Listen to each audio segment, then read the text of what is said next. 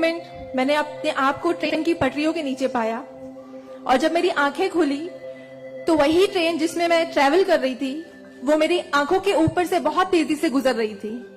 एक लम्हे को लगा कि मैं कोई ख्वाब देख रही हूं, लेकिन जब ट्रेन पूरी तरह से मेरे पैरों से गुजर गई, मैं वहां हेल्पलेस थी। और जब बहुत दूर जाके किसी ने ट्रेन रोकी, वो ट्रेन रुकी, और उस ट्रेन को रुकता हुआ देखकर मुझे एहसास हुआ कि मैं कोई ख्वाब नहीं देख रही हूं, मैं सच में ट्रेन से गिर चुकी हूं, और मैंने अपनी दोनों टांगे उस ट्रेन के पहियों के नीचे आ गई है जिसमें मैं ट्रैवल कर रही हूं। वो पूरी 12 डब्बे की ट्रेन मेरे पहियों से गुजर गई, किसी ने चेन रोकने की हिम्मत नहीं की।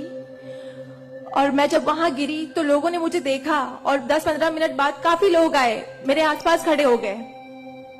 मेरे पास सेलफोन नहीं था, मैंने अपनी बैग से उस वक्त डायरी निकाली, मैंने लोगों को फरियाद की, बहुत रिक्वेस्ट की, बहुत रोया वहां पर कि मेरे घर पे एक फोन कॉल करके बता दो कि मैं यहाँ पे हेल्पलेस पड़ी हूँ विथ हेवी ब्लीडिंग, मेरे बचने की कोई चांस नहीं है। एटलीस्ट मेरे घर वालों को पता होना चाहिए कि मैं यहाँ पे इस हालत में हूँ, मुझे लावारिस लाश बन के नहीं मरना है। बट उस वक्त मैं यही कहूंगी कि अल्लाह ताला की मसलहत थी। अल्लाह ताला उस वक्त जो मेरी तकदीर में था, किसी ने मेरी हेल्प नहीं की, और मैं वहां पे 30 मिनट ऑलमोस्ट मैं ट्रैक पर विथ हैवी ब्लीड, मेरे दोनों पैर ट्रेन के पहियों के नीचे आ गए थे, मैं उसी हालत में पड़ी रही, और मैं कॉन्शियस थी। मैं बस लोगों के सामने रो रही थी कि मुझे कोई पानी पिला दो, कोई घर वालों को कॉल कर दो, लेकिन किसी ने हेल्प नहीं की। And after 30 minute I got railway help. Then मुझे गवर्नमेंट हॉस्पिटल लेकर जाते हैं, वहां पर भी कुछ ओटी स्ट्राइक होता है, मुझे फौरी ट्रीटमेंट नहीं मिलता है। एंड देन मेरा एक्सीडेंट सुबह 11 बजे होता है, और मुझे 6 बजे जब मेरी फैमिली प्राइवेट हॉस्पिटल लेकर जाती है, then I got a treatment. And उसके बाद 16 साल की थी मैं जब मेरे साथ ये एक्सीडेंट हुआ। आप समझ सकते हैं 16 साल की उम्र में 1 मिनट में मेरे 2 पैर कट गए थे, मैं डिसेबल हो गई थी, मैं हेल्पलेस हो गई थी, मैं खुद से उठ नहीं पा रही थी, ना बैठ पा रही थी, ना एक तरफ से दूसरी जगह मूव हो पा रही थी। मैं मेंटली डिसेबल हो गई थी, फिजिकली डिसेबल हो गई थी, और फाइनेंशियली कंडीशन भी काफी वीक थी। वो सारी चीजें मेरे दिमाग में चल रही थी, और जब लोग मुझे देखने आते थे तो कुछ लोग हमदर्दी में नेगेटिव कमेंट्स भी करते थे कि 16 साल की बच्ची है, 2 पैर खो दिए हैं, सारी जिंदगी माँ बाप के ऊपर बोझ रहेगी, ये जिंदा क्यों है, इससे अच्छा ये मर जाती। ये सारी बातें लोग आके जब मेरे सामने करते तो मेरे जहन में वो सारी बातें चलती कि सीरियसली मुझे अल्लाह ने जिंदा क्यों रखा, जब मुझसे दोनों पैर ही लेने थे 16 साल की उम्र में, मैं खुद से मूव नहीं कर सकती हूँ, मेरी मम्मी को इतना सब कुछ झेलना पड़ रहा है। जिस उम्र में मुझे अम्मी की हेल्प करनी चाहिए, उस उम्र में वापस से मम्मी मुझे गोद में उठाकर लेकर जा रही है, वापस से मेरी खिदमतें कर रही है। तो मेरी जिंदगी का मकसद क्या है, मुझे दोबारा जिंदगी क्यों दी अल्लाह ने। मैं बहुत शिकायतें करती थी अल्लाह से, मैं बहुत रोती थी, लेकिन उस मुश्किल वक्त में मेरे कॉलेज, मेरे स्कूल टीचर्स और बहुत से ऐसे नेक बंदे भी थे जिन्होंने मुझे हौसला दिया। उनमें सबसे पहले मेरी फैमिली आती है, मेरी बड़ी सिस्टर की फैमिली आती है। मेरी मम्मी ने मुझे एक जुमला कहा जो जिंदगी भर, और मैं हर फंक्शन में बोलती हूँ, वो कि बेटा तुम रो मत, तुम्हारे साथ आज जो ये हादसा हुआ है, अल्लाह ने तुमसे सिर्फ 2 पैर लिए हैं, तुम्हारे पास तुम्हारा दिमाग है, तुम इतनी फास्ट ट्रेन से गिरी हो, तुम्हारे सर पे चोट लग सकती थी, तुम्हारी जान जा सकती थी, लेकिन अल्लाह ने सिर्फ तुमसे 2 मामूली पैर लिए हैं। क्या पता फ्यूचर में तुम्हारे लिए बहुत कुछ रखा हो। तब मुझे बातें उनकी समझ नहीं आती थी, लेकिन अल्हम्दुलिल्लाह अल्लाह का लाख लाख शुक्र है कि आज इस मौके पर जब लोग मुझे एज अ इंस्पिरेशन समझते हैं, एक आइडियल करते हैं, तो मुझे समझ में आता है कि मेरी अम्मी सच बोलती थी कि हौसला रखो, सिर्फ 2 टांगे गई है। आज मैं जब अपने प्रोस्थेटिक लेग से चलती हूँ तो लोगों को पता नहीं चलता कि मेरे पास 2 पैर नहीं है, मेरा एक पैर थाइस के पास से नहीं है, दूसरा नी के पास से नहीं है, बट लोगों को ये अंदाजा नहीं होता है। तो बस मेरी अम्मी ने जो एक बात कहा था कि अल्लाह पे यकीन रखो बच्चा, तुम्हारे साथ जो हो रहा है और जो होगा वो सब अल्लाह ने प्लान किया हुआ है, तुम बस हिम्मत मत हारो कभी भी, और बस डटे रहो अपने जुनून के पीछे कि तुम्हें डॉक्टर बनना है। तुम्हारी 2 टांगे नहीं तो क्या हुआ, तुम्हारे पास दिमाग है, तुम ज़हीन हो, तुम आगे बढ़ो। और क्या पता तुम आगे लोगों को आइडियलाइज लोग तुम्हें आइडियलाइज करें इस चीज को लेके। मेरे doctor Sanjay Kantharia, orthopaedic surgeon, उन्होंने सबसे ज्यादा सपोर्ट किया इस बात को लेकर कि तू डॉक्टर बन। मैंने अपने जीने की उम्मीद छोड़ दी थी, डॉक्टर बनने की उम्मीद छोड़ दी थी, लेकिन जब उन्होंने मुझे बताया कि तुम डॉक्टर बन सकती हो, तुम बनो, देन मैंने प्रिपरेशन स्टार्ट की। सीईटी कॉमन एंट्रेंस टेस्ट होता है to getting admission in medical college, मैंने वो क्रैक किया। I got 3rd rank all over Maharashtra in PH quota. After that मुझे बहुत खुशी हुई कि मैंने 3rd रैंक क्लियर किया है. Now I got admission. I will get admission in MBBS. But वहां पर भी एक प्रॉब्लम थी मेरे लिए कि मुझे डिसेबल परसेंटेज 89% डिसेबल हूं मैं, और मेडिकल में एडमिशन के लिए 40 to 70 there is a criteria to get admission for MBBS.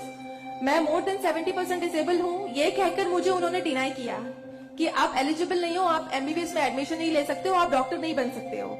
तो उस बात को लेकर मैं बहुत डिप्रेस हो गई. देन मैंने वापस अपनी डॉक्टर से हेल्प मांगी. उन्होंने मुझे एक मशवरा दिया कि आप हाईकोर्ट जाओ, बॉम्बे हाईकोर्ट. और जिस बात के लिए एक नॉर्मल स्टूडेंट को सिर्फ पढ़ाई करनी होती है, अच्छा रैंक लाना होता है, मुझे उस चीज के लिए मैंने वो किया. लेकिन उसके बाद भी मुझे बॉम्बे हाईकोर्ट जाना पड़ा. एंड मैं गई, मैंने अब हार नहीं मानी और मैं गई, बिकॉज वो मेरा हक था, मुझे डॉक्टर बनना था. और जब मैंने वापस अपनी नॉर्मल जिंदगी स्टार्ट की अपने प्रोस्थेटिक लेग से, मैंने आना जाना शुरू किया, अकेले ट्रेन ट्रैवल करना शुरू किया. देन मैंने रियलाइज किया कि मेरे अंदर कोई कमी नहीं है. मैं एक नॉर्मल लड़की हूँ, मेरे पास पैर नहीं तो क्या हुआ, मैं लोगों को सर्व कर सकती हूँ. मेरे अंदर पैशन है डॉक्टर बनने का.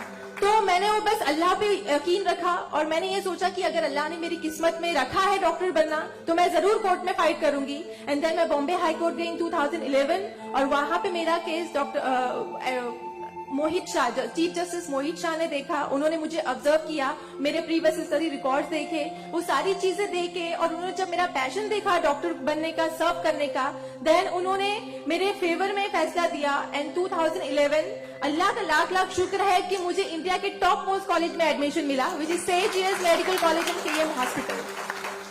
देन 2011 में मैंने अपना MBBS में एडमिशन लिया. वो जर्नी बहुत आसान नहीं थी मेरे लिए, क्योंकि मेरे पास 2 पैर नहीं है. और जब मेरी काउंसलिंग चल रही थी एडमिशन को लेकर, तो काफी जो डॉक्टर्स का पैनल था उन्होंने मुझे बहुत कुछ हकीकत बताई थी कि आपके लिए डॉक्टर फील्ड आसान नहीं है, इसमें पढ़ाई करना 5.5 साल, आपको एक OPD से दूसरी OPD जाना होगा. और तब मैं 2 क्रचेस यूज करती थी मेरे लिए. तो आपके लिए बिल्कुल भी आसान नहीं है. आप हार जाओगे, 1 साल पढ़ोगे, दूसरे साल आप डिनाई कर दोगे, एडमिशन नहीं लोगे, आप गिव अप कर लोगे. लेकिन बस मैंने दिल में ठान लिया था कि मुझे इन्हें गलत साबित करना है और मुझे लोगों को प्रूव करके दिखाना है कि एक लड़की जो 89% डिसेबल है, जिसे लोग ये कहकर सुनाते थे कि सारी जिंदगी माँ बाप के ऊपर बोझ बनी रहेगी, उन्हें प्रूव करना है कि मैं डॉक्टर बन के लोगों को सर्व कर सकती हूँ. और जो मेरे दूसरे डिसेबल भाई बहन हैं, उन्हें भी शो करना है कि after disability, after accident, post accident जो लाइफ होती है वो आप नॉर्मल गुजार सकते हो अपने हौसले की बनिस्बत. तो मैं बस 5.5 साल मैंने बहुत कोशिश की, बहुत दर्द सहे, लेकिन मैंने अल्हम्दुलिल्लाह 2016 में फर्स्ट क्लास से मैंने अपना MBBS क्लियर किया. और इस बात को देखते हुए मुझे बहुत खुशी होती है, इस बात को बहुत प्राउड मोमेंट था मेरे लिए कि इन 2016 ऑन वुमेन्स डे 8 मार्च मुझे बॉम्बे हाई कोर्ट में फेलिसिटेट किया गया, जो एक हिस्टोरिक मोमेंट था वहां पर कि आउटसाइड से किसी को उन्होंने फेलिसिटेट किया. देन उसके बाद मुझे काफी कॉल्स आए एज अ मोटिवेशनल स्पीकर, मुझे काफी अवार्ड्स मिले. और तब मैंने सोचा कि मेरी जर्नी सिर्फ MBBS तक नहीं, मुझे लोगों को और प्रूव करना है कि 89% डिसेबल हो के अगर मैं MBBS कर सकती हूँ तो मुझे मेडिकल फील्ड की हायर डिग्री अचीव करनी है, which is MD, medicine in doctor in medicine. Then मैंने उसके लिए भी कॉमन एंट्रेंस टेस्ट दिया and again I got third rank in all over Maharashtra. और यहाँ पर भी देन अगेन उन्होंने प्रॉब्लम क्रिएट की मेरे लिए. After completing my MBBS with flying colours, उन्होंने वापस मेरा मेडिकल एडमिशन डिनाई किया कि आप नहीं कर सकते हो because you are 89% disable. Then मुझे एक बहुत हम्बल इंसान मिले, member of parliament Kirit Somaiya sir. उन्होंने फौरन से मेरी एप्लीकेशन सेंट्रल हेल्थ मिनिस्टर के पास लेकर गए और वहां से विद इन 2 days ये जो क्राइटेरिया है 40 to 70% डिसेबिलिटी का मेडिकल में एडमिशन के लिए, this is a 20 years old clause, और विद इन 2 days ये क्लॉज चेंज करवाया उन्होंने बिकॉज ऑफ माई एप्लीकेशन. वो क्लॉज चेंज होके बस ये है कि मिनिमम 40% क्राइटेरिया है और मोर देन 70% जो भी डिसेबल हैगा they will get admission in medical field. तो मेरी जो जर्नी थी यहाँ तक की, और उसके बाद मैंने रिसेंटली 2019 में मैंने MD में एडमिशन लिया और विद सेम कॉलेज सेठ GS medical college and KM hospital, और मैं अभी रिसेंटली फर्स्ट ईयर रेसिडेंट हूँ MD पैथोलॉजी में. मेरी जो यहाँ तक की जर्नी है मैंने बहुत अच्छे से तो नहीं बताया आपको, लेकिन बहुत सारी बातें मिस है इसमें, बिकॉज मेरे पास टाइम नहीं है, आप लोगों को भी लेट हो रहा है। लेकिन ये सारी जो मेरी जर्नी है, ये सब बताने का मकसद यही है आप लोगों को कि जिंदगी में देखो, चाहे कुछ भी प्रॉब्लम आए, बिकॉज मेरी लाइफ में मुझे लगता है कि सारी प्रॉब्लम्स थी, फाइनेंशियल प्रॉब्लम्स थी, फिजिकल प्रॉब्लम थी, मेंटल प्रॉब्लम थी, सारे ऑर्ड्स थी मेरी लाइफ में। लेकिन मैंने बस 2 चीजें ध्यान में रखी। एक तो मेरी अम्मी की बात की, अल्लाह पर यकीन रखो, अल्लाह अपने बंदों से 70 माओं से ज्यादा प्यार करता है। एक माँ हमारी छोटे से दर्द को बर्दाश्त नहीं कर सकती, वो तो 70 माओं से ज्यादा प्यार करता है, तो हमें दर्द में कैसे रख सकता है वो? तो उसने जरूर कुछ अच्छा रखा है हमारे लिए। अगर छोटी सी प्रॉब्लम आई जिंदगी में, तो उससे हार नहीं मानो, उससे लड़ना सीखो, हमेशा अपना हौसला जिंदा रखो, बिकॉज आपके पास अगर हौसला है तो आपकी जिंदगी जीने की उमंग रहेगी, बिकॉज बगैर हौसले की कोई जिंदगी नहीं जी सकता। तो आप लोग प्लीज, अगर छोटी से छोटी प्रॉब्लम भी आए, कोई भी परेशानी आए, आप लोग लड़ना सीखिए और जिंदगी जीना सीखिए। बिकॉज मेरे एक्सीडेंट के बाद मुझे लगा, मैं इतनी सारी कोशिशें नहीं करती तो मैं आज यहाँ पर खड़ी होकर एज अ डॉक्टर आप लोगों से इंटरेक्ट नहीं हो रही होती। तो बस कभी भी हार मत मानिए। और ये एक शेर है आप सबके लिए, हौसले की तुर्कश में कोशिश का वो तीर जिंदा रख। तरकश मतलब जिसमें तीर रखते हैं। हौसले की तरकश में कोशिश का वो तीर जिंदा रख, हार चाहे जिंदगी में सब कुछ, हार जा चाहे जिंदगी में सब कुछ, मगर फिर भी जीतने की उम्मीद जिंदा रख। Thank you so much, thank you all of you, मुझे इतने अच्छे से सुनने के लिए। और मैं बहुत ज्यादा थैंकफुल हूँ डॉक्टर अनिल सर की और भारत विकास परिषद की कि उन्होंने मुझे इतना सुनहरा मौका दिया आप लोगों से इंटरेक्ट